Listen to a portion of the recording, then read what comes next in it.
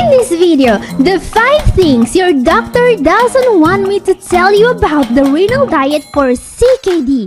Most important being amino acids. Take a look at this. A groundbreaking study just proved that even diabetic CKD patients can avoid dialysis by following a very low protein diet, as long as they supplement prescription amino acids. However, try asking your doctor for a prescription for these safe yet expensive supplements. Do you know what their answer would be? So the question is your doctor helping you or keeping you from improving? Catherine here, I'm a doctor of natural medicine, and there are 5 things kidney doctors don't want me to talk about. Yeah, boy. This is important because for some patients, things are easy. Their doctors support them in making the right changes. But for others, it's a battle at every step. I work with kidney patients every day, and you wouldn't believe the stuff I've seen. I've seen doctors tell patients to avoid even the most widely used vitamins. I've seen doctors deny patients basic lab tests like, iron panels for someone with anemia. I've even seen a nephrologist bully a patient into starting dialysis even though they didn't need it yet.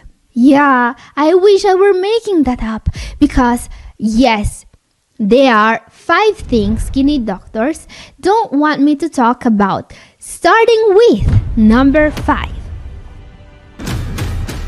Now guys, cutting protein is the most important step toward protecting your kidneys. Don't believe me? Just listen to this incredible success story from one of you. Barbara Morales, 4393, says, July 2024, I had a GFR of 41. Shocked and scared. I found you on YouTube and started plant-based the same day. In November, my GFR is 51. But sticking with diet, teas, and supplements you recommended, my GFR just yesterday is 86. Now guys, getting your GFR from 41 to 86 is just incredible. We are talking 110% improvement here. So I immediately asked her about her diet, and here's what she said.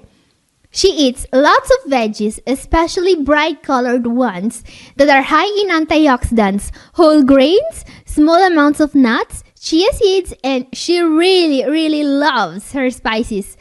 So, thank you very much, Barbara, for sharing your story and your diet. And guess what? This is a very low protein diet. Now, how many of you have been told by your doctors to keep eating poultry, fish, or even dairy? How many of you have heard the nonsense that too little protein is dangerous for CKD patients? If that's you, well, next time you see your doctor, show them this. This you see here is the guideline for CKD management, alright? And guess what? It recommends low protein diets for all CKD patients, including those with diabetes. And yet, so many kidney doctors will tell you to eat meat and cheese, which is ridiculous. This is not some small-scale study. This is literally the rule book they should follow. The rule book! How do doctors still get away with straight out ignoring it? Imagine if your airline pilot did the same, just completely ignoring the flight manual and winging it. Flaps, landing gear, let's just see what happens. Yet, doctors are still giving outdated advice. They ignore the latest research. They even ignore the rule book sometimes. And you are left to struggle when the right approach is right here in front of us. But Barbara didn't listen to the bad advice. She took control of her health. She put in the effort. And now, her kidneys are functioning better than ever. So if your doctor is still telling you that a low protein diet is dangerous, maybe it's time to start questioning if they actually know enough to help you.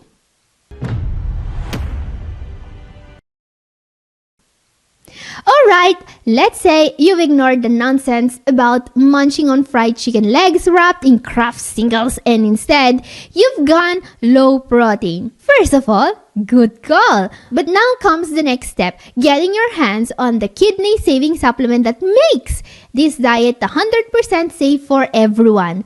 The keto analogs. And that's where the problems start. So, what are keto analogs and why do you need them?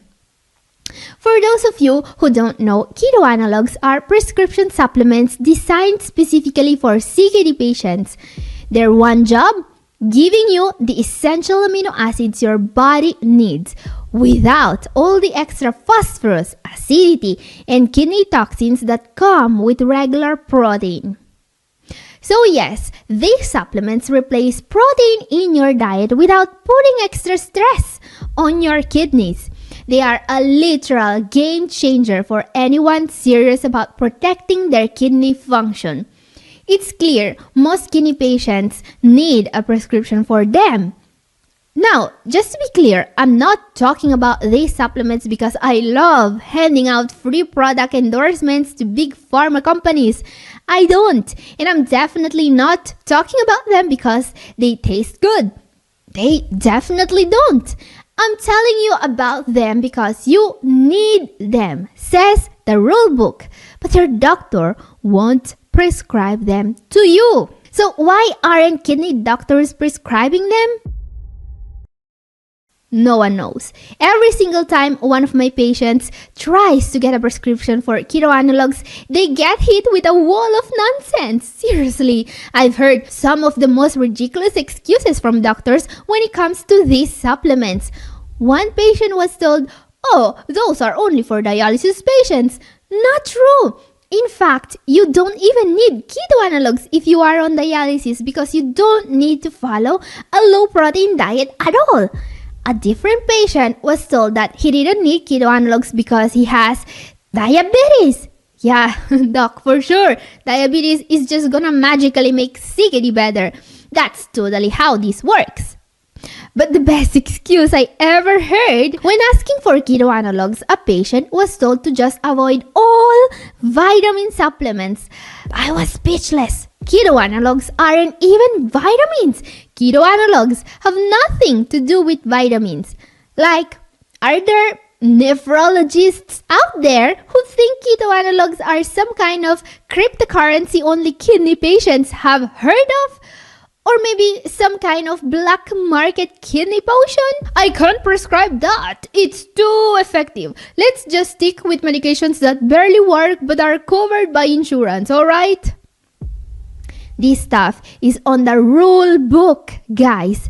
Yep, the truth is a lot of doctors haven't updated their knowledge on CKD treatment in years, and you are the one paying the price. So if your doctor refuses to prescribe keto analogs, push back, because at the end of the day, it's your kidneys, your health, and your future.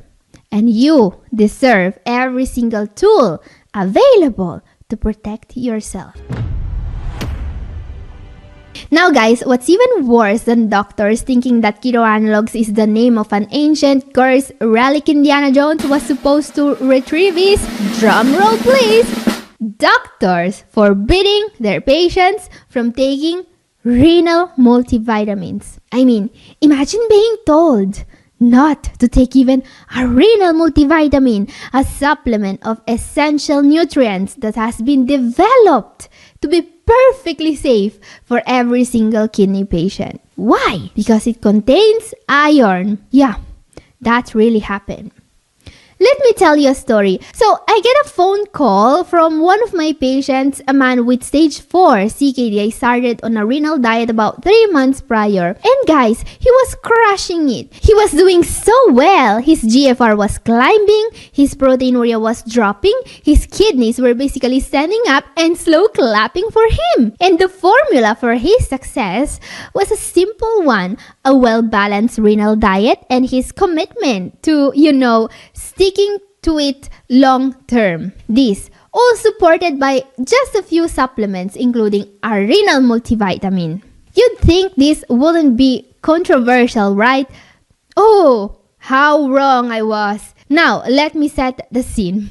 Everything's going great. I asked for an iron panel, and apparently this was my first mistake, because as soon as those results came back, his nephrologist took one look at them and had what I can only describe as a full-blown medical meltdown. The lab results showed that his ferritin, which is a marker for iron storage, was high. Do you see where I'm getting at? Multivitamin with iron and high ferritin. However, high ferritin can mean one of two things: the patient was getting way too much iron from supplements, or the patient had chronic inflammation, which, is to be expected in stage 4 CKD. So obviously, I did what any normal healthcare provider will do. I checked the rest of the lab results to see what was really going on.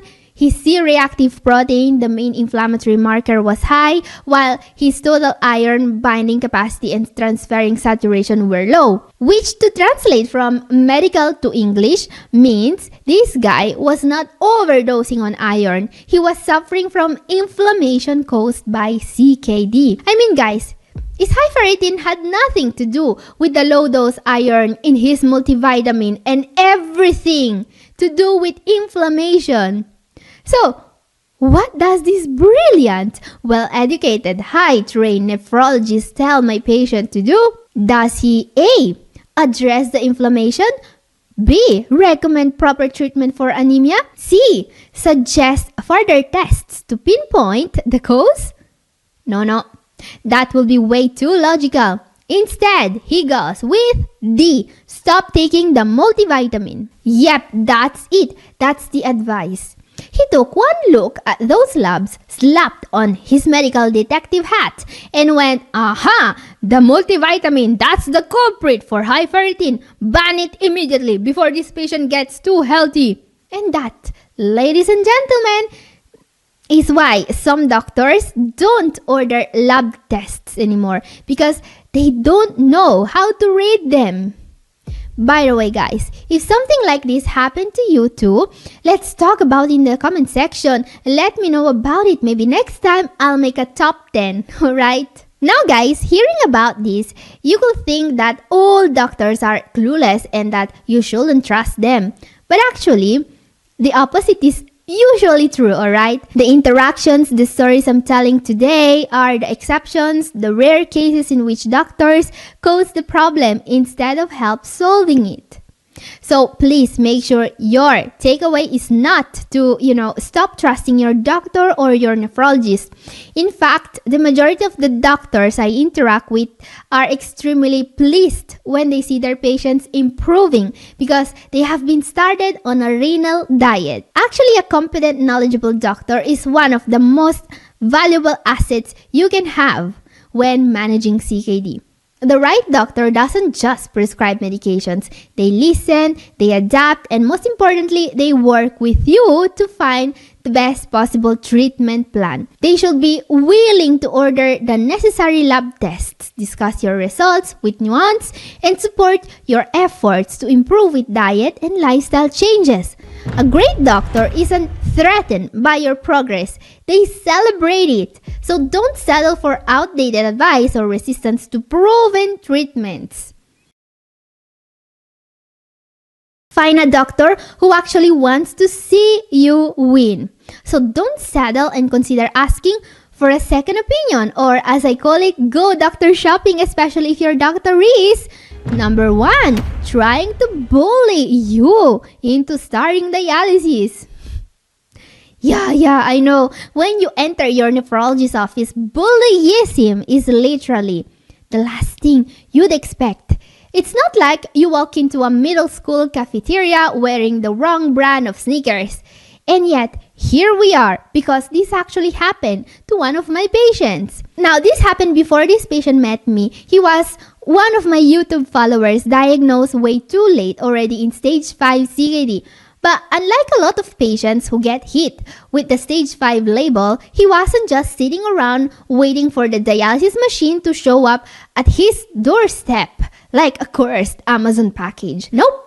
He was fighting back. He was learning about the renal diet. He was seriously cutting protein. He was ditching the meat, the dairy, the junk, replacing them with kidney-friendly foods like fruits and veggies. And of course, he was taking his prescriptions. Now, with this kind of approach, if the patient is helped by a competent doctor, it's not impossible to delay dialysis by several months, if not years. Yes, even in stage 5, if you know all the electrolytes are still in range. Until one day, his nephrologist sent a fax, yes, a fax to his primary care doctor. This nephrologist decided that since the patient was in stage 5, he needed to get a fistula on his arm right now in order to be started on dialysis. Because apparently, human autonomy is optional. But here's the thing, this patient did not want dialysis. And legally, ethically, morally, that's his choice. But his nephrologist didn't like that answer. And instead of, respecting his rights as a human being, the nephrologist decided to punish him by withholding his medications. So, no more torsemide and no more EPO shots for this poor patient. Yep, no fistula, no meds.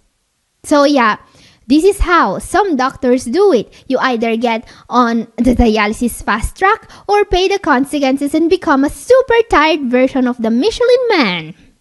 And guys, I honestly don't know which part of this story is more insane.